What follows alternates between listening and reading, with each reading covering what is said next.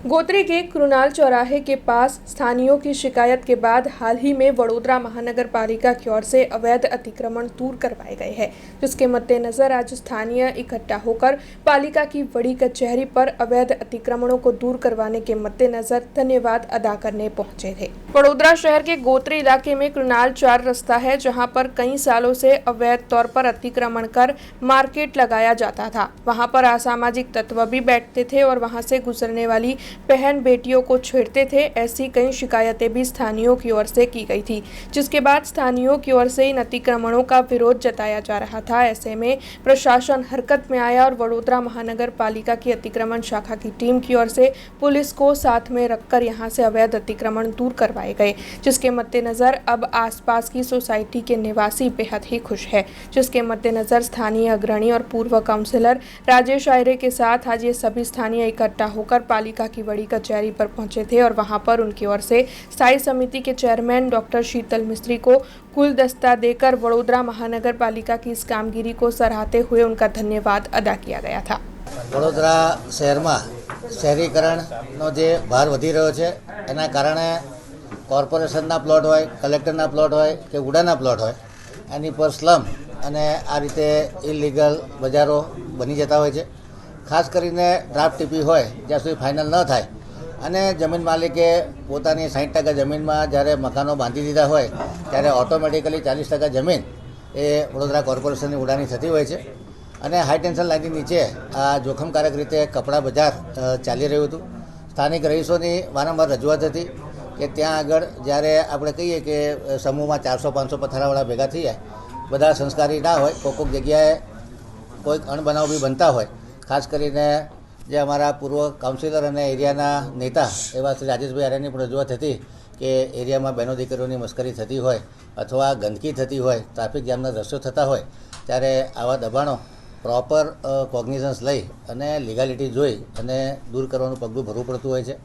ખાસ કરીને ગરીબ લોકો રોજીરોટી માટે મહેનત કરતા હોય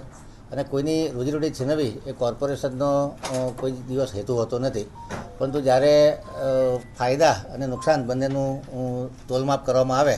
તો આ જગ્યામાં જે રીતે સ્થાનિક રહીશો 50,000 કરતાં વધારે રહીશો આનાથી હેરાન થતા હતા અને કાયદેસર રીતે આ ઇલીગલી હાઈ ટેન્શન લાઇનની નીચે ચાલતું હતું, કોઈ વખત આગનો બનાવ બને। ભવિષ્યમાં આવા લોકો માટે અલગથી પ્લોટો બને અને કોર્પોરેશન પોતે પોતાની ફીસ વસૂલી કરી શકે, લાયસન્સ ફી લઈ અને hawking zone, non hawking zone બનાવવાનું આયોજન આવનારા સમયમાં કરવામાં આવશે, જેથી કરીને ગરીબ માણસોને પોતાનો ધંધો કરવાનો કોર્પોરેશનની આવક બની રહે। વડોદરા શહેર સંસ્કારી નગરી છે, ધર્મની નગરી છે। વડોદરા શહેરની અંદર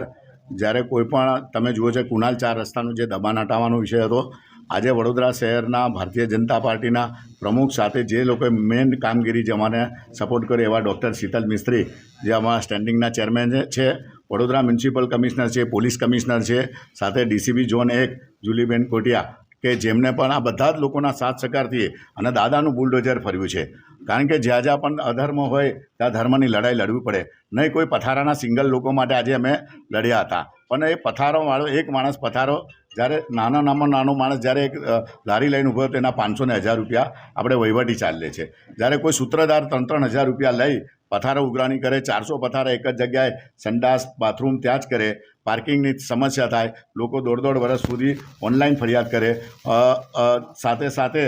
જેટકો 3-3 મહિને દર 3-3 મહિને નોટિસ આપે અને જો આટલા લોકો ત્યાં આગળ હોય ને કોઈ એક્સિડન્ટ થઈ જાય તો પણ અમે એટલે નહીં બોલ્યા કે ચલો સ્થાનિક છે, કોઈ ગરીબનું પેટ ના જાય, દરેકને પેટ રડવાનો અધિકાર છે એના પેટનું, પણ સાથે સાથે એક જ કુટુંબના 400 લોકો વડોદરા બહારના લોકો આવે અને અહીંયા પછી ધંધો કરે અને એટલા પૈસા કમાતા થયા કે 20 સોસાયટીઓમાં એ લોકોએ 5-5, 10-10 મકાનો લઈ લીધા અને ત્યાં જુલમ થયો, કોઈને મારા, કોઈને પાર્કિંગ બાબતે, કોઈનું એવું, અને સાથે સાથે ત્યાં સુધી વાત પણ જ્યારે અમારી દીકરીઓ, અમારી એક પટેલની દીકરી, બારોટની દીકરી, સાથે અમારા જે